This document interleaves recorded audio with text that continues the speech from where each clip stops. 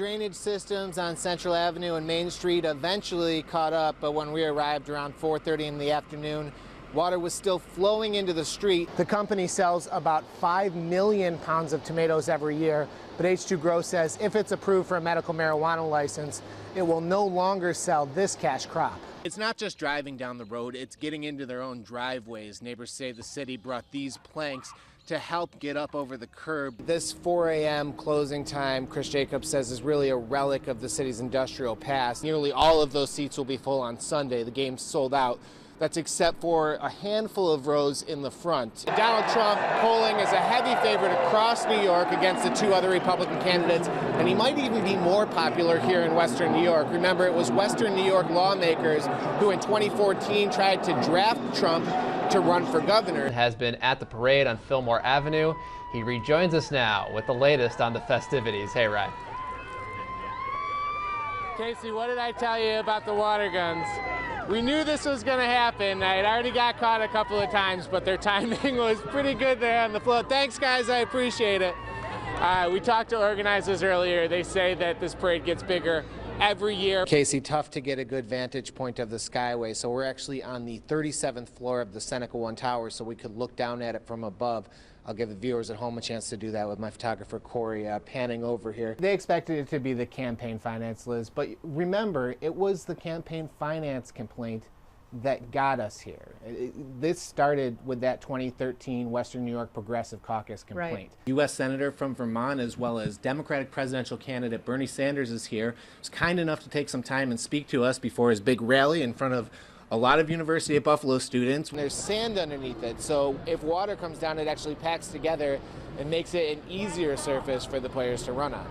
If you find out who a person is when they're faced with adversity, then Wednesday night, an entire neighborhood learned something about itself.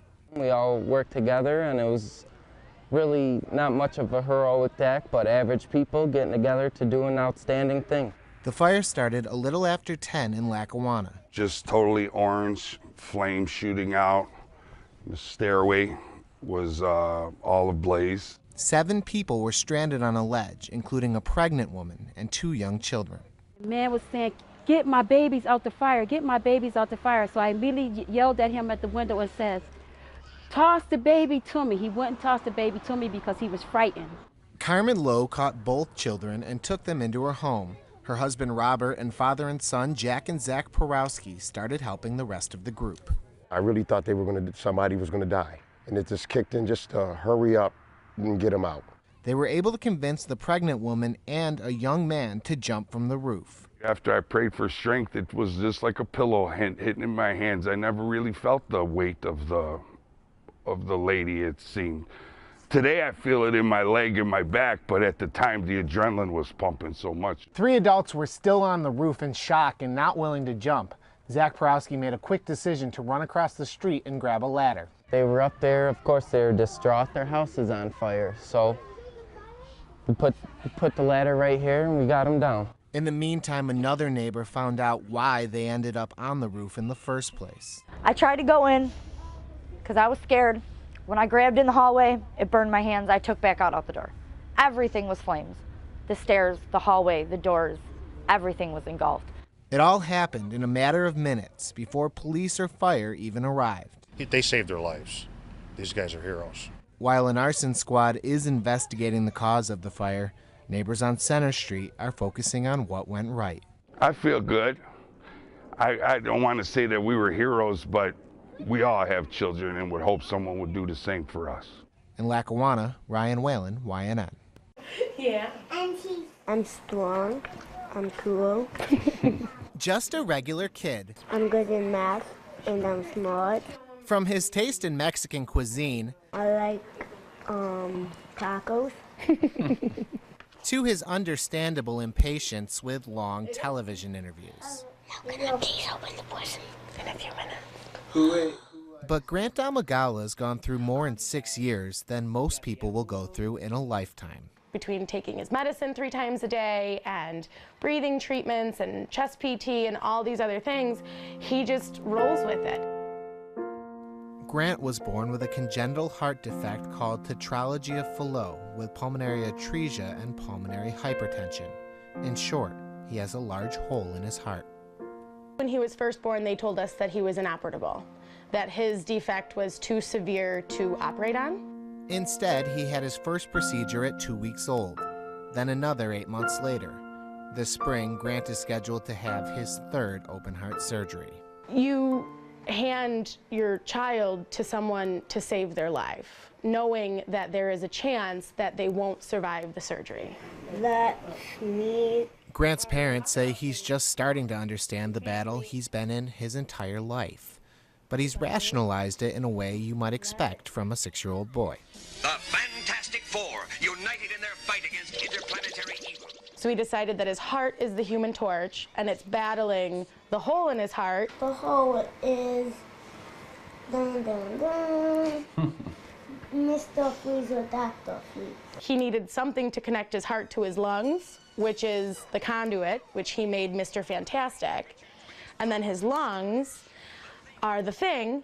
The figurative battle between good and evil inside his body doesn't always distract from the literal battle. For Grant, some days are better than others. How do you feel when you wake up that morning when you actually go to the hospital? Scared. But he knows he has to do it, and he very well may have to do it for the rest of his life. The conduit doesn't grow with his body, so it needs to be continually replaced. Within the last 6 years, there's so much new technology that wasn't there 6 years ago, just in the last 6 years.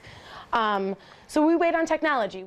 When Grant grows up, he wants to be a superhero or the president. His parents just want him to get that chance. We are going to fight as long as he's fighting. And he's fighting. Ryan Whalen, Time Warner Cable News. Play even harder for Ted! About an hour after hearing the news, Haiku took the stage. The same stage their friend Ted Reinhardt played on countless times. He's the best drummer to come out of West New York, there's no doubt. Reinhardt passed away in a plane crash Wednesday. The news spread quickly around the Buffalo music community. It's a shock. He wasn't sick. He was healthy as an ox. To die in a plane crash that suddenly and find out that you lost a dear friend like that, it doesn't get much worse. The drummer was part of the Buffalo Music Hall of Fame and a founding member of the jazz fusion band Gamelan. George Palaio jammed with him in Gamelan for years. He never said anything bad about anybody, whether it came to music or something else. He always could learn from another drummer, and he was always eager to share what he knew about music and about playing with other people. Reinhardt's most recent band included his wife, his brother, and guitarist Ron Licurdo. Long before Licurdo became a member, he was a fan. He was just electrifying and incredible, and someone I'd always wanted to play with. So when it finally got a chance to happen, I was like, man, I'm playing with Ted Reinhardt. But local musicians say it wasn't just Reinhardt's talent that made him so fun to be around. On top of being a consummate musician, he was a consummate person as well. He was a total sweetheart, would do anything for anybody, and was just a blast to be around.